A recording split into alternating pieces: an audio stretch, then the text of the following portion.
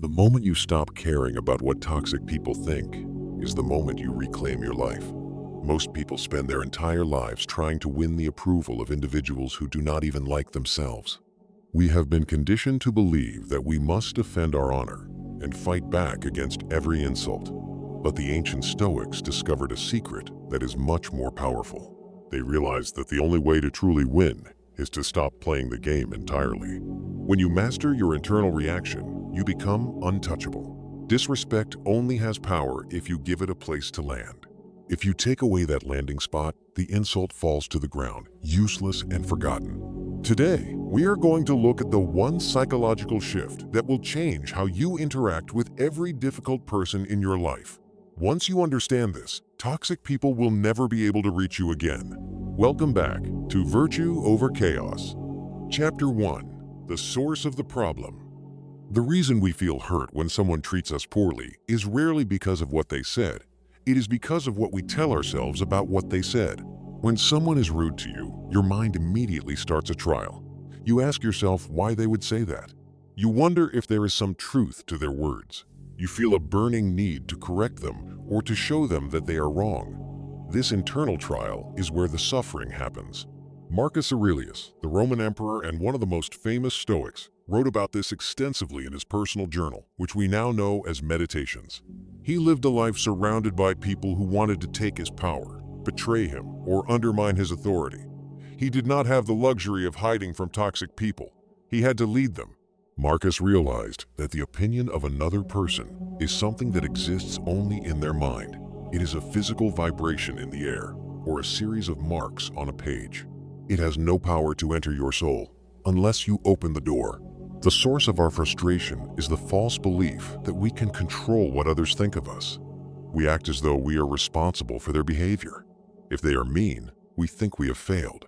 If they are toxic, we think we need to fix them. Stoicism teaches us that this is a total waste of energy. You are only responsible for your own character and your own actions. Everything else is just noise. When you stop trying to manage the opinions of small-minded people, you suddenly have a massive amount of energy to focus on your own growth. Chapter 2. The Dichotomy of Control. At the heart of Stoic philosophy is a concept called the dichotomy of control. This was the primary teaching of Epictetus, a man who was born into slavery and eventually became one of the greatest teachers in history. He taught that the world is divided into two very clear categories. The first category includes things that are up to us. These are our opinions, our intentions, our desires, and our own actions. The second category includes things that are not up to us. This includes our reputation, what other people say, what they think, and how they behave. Epictetus argued that most human misery comes from mixing these two up. We spend all our time worrying about things in the second category, which we cannot change, and we ignore the things in the first category, which we can. When a toxic person treats you with disrespect, they are operating in the second category. Their behavior is a result of their own flawed logic and their own internal pain. It has nothing to do with you. If you allow their behavior to ruin your day, you are handing over your freedom to them. You are essentially saying that your happiness depends on their permission. A master of the mind understands that the only person who can truly disrespect you is yourself. You do this by abandoning your own principles and reacting like a child to a child. Chapter 3. The Secret Power of Indifference. There is a big difference between being a doormat and being indifferent. A doormat lets people walk all over them because they are afraid of conflict. A Stoic is indifferent because they realize the conflict is beneath them. This is the one thing you must do.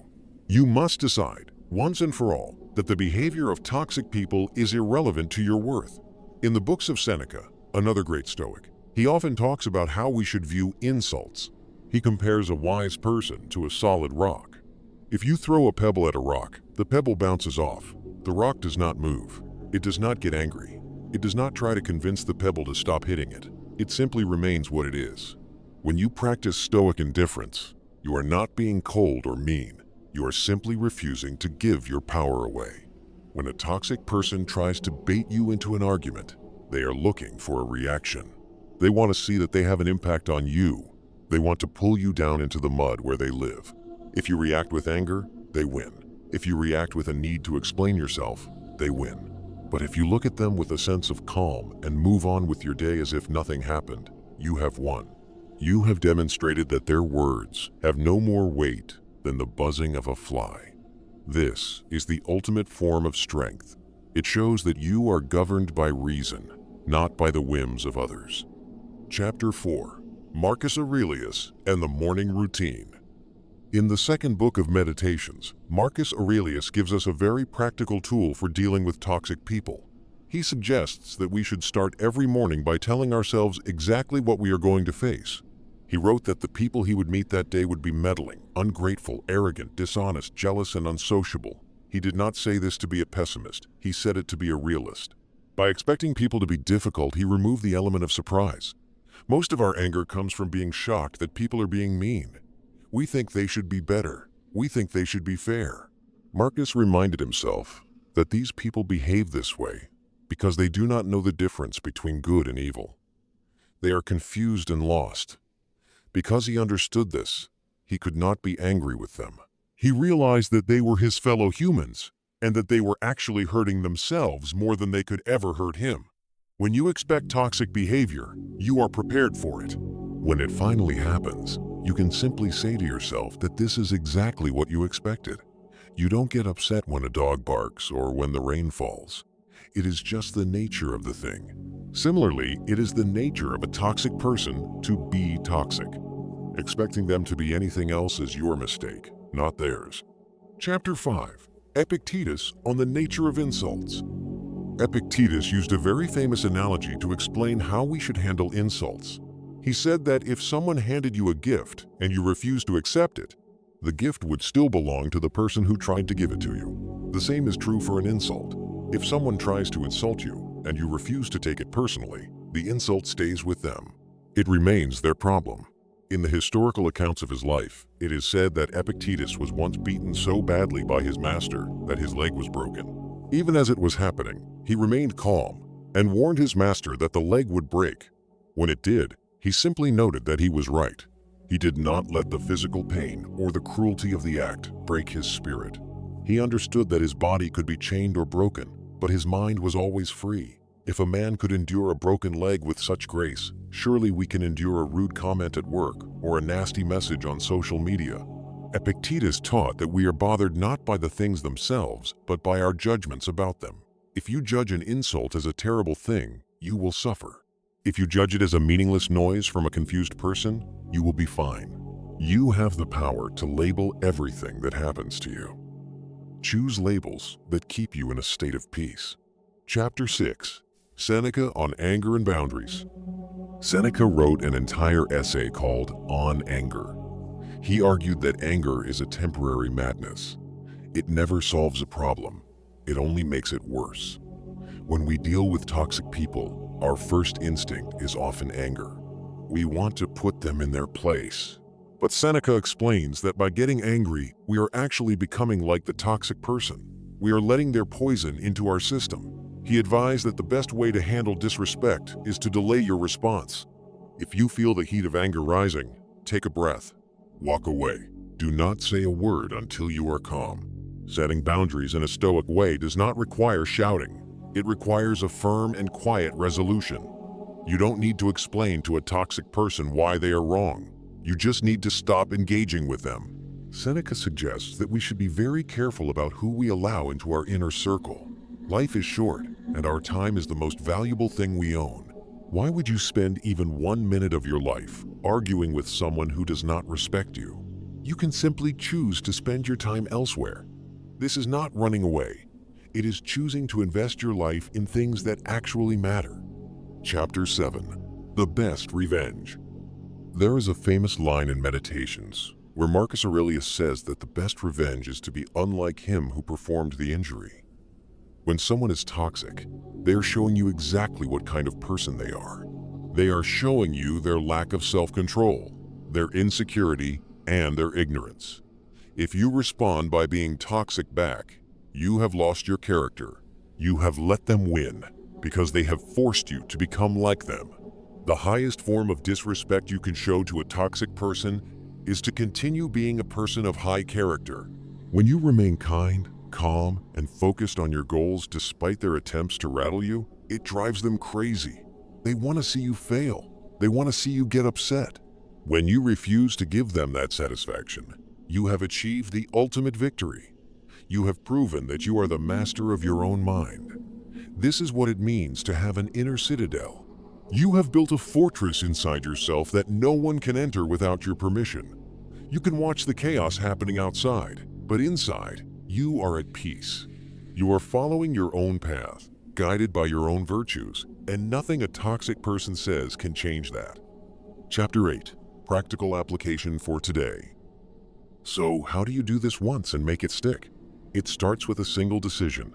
Today, decide that you no longer care about the opinions of those you do not respect. If you wouldn't go to them for advice, why would you take their criticism to heart? This is a mental switch that you only have to flip once. From this point forward, when someone treats you with disrespect, you see it for what it is, a reflection of their character, not yours. You don't need to have a big conversation about it. You don't need to post about it on social media. You just need to silently acknowledge that their behavior is outside of your control and therefore irrelevant. When you walk into a room, carry yourself with the quiet confidence of someone who knows their own worth. You don't need to prove anything to anyone.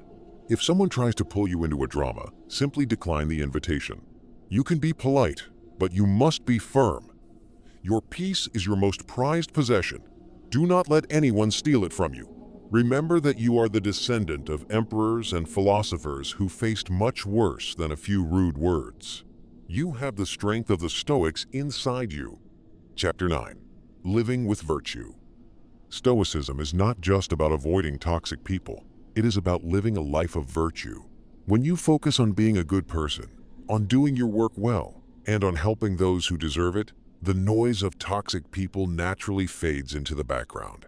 You become so busy building something great that you don't have time to worry about the people who are trying to tear it down. This is how you master your mind. You fill it with things that are true, good, and useful. Think about the character of Marcus Aurelius, as he is often portrayed in historical accounts. He was a man who sat at the top of the world, yet he was humble and disciplined. He didn't use his power to crush his enemies. He used his power to maintain his own integrity. That is true power. Anyone can yell, anyone can be mean, but it takes a real master to remain calm in the face of chaos. It takes a real leader to show kindness to those who are unkind. This is the path of the Stoic. It is not the easy path, but it is the only one that leads to true freedom. Conclusion: reclaiming your power. As we wrap up today, I want you to remember that your mind is your own. It is the only thing in this world that truly belongs to you. Do not let toxic people rent space in your head for free. They have enough problems of their own. Let them deal with their own chaos while you focus on your virtue. Every time you refuse to react to disrespect, you are getting stronger. Every time you choose peace over conflict, you are winning. You have the tools. You have the wisdom of the ages behind you. Now, all you have to do is apply it. Start today by identifying one person in your life who has been draining your energy with their toxic behavior. Decide right now that they no longer have the power to upset you. Their words are just sounds. Their actions are just movements. You are the rock that the pebbles bounce off of. You are the master of your soul. Keep your head high and stay focused on what matters. If you found this helpful, make sure you take these lessons and actually use them in your daily life. Philosophy is not just something to listen to, it is something to live. Keep striving for virtue, and we will see you in the next one.